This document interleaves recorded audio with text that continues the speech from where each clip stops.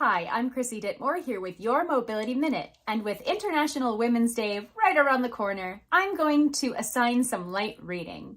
In 2020, I was invited by Sarah Kaufman, who's the Associate Director at NYU's Rudin Center for Transportation, as well as Melissa Faithhart, the CEO of a company called eBodyguard, to attend a series of workshops on the pink tax as it relates to transportation.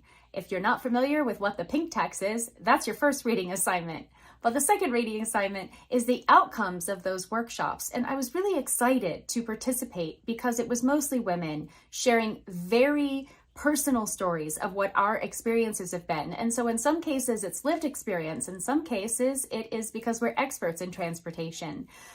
But if you want to know how to ethically engage with a specific community, even just reading through this is a really good process of the background that needs to go into making sure you have the right mix of participants and ...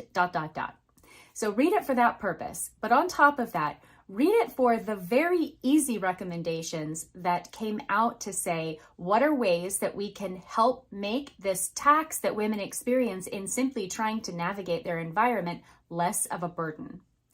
One of the biggest recommendations that came out of that, and are honestly the stories that stuck out to me the most during this, were the individual stories of women who had experienced violence of any kind on transit and how difficult it was to report those incidents to the agency.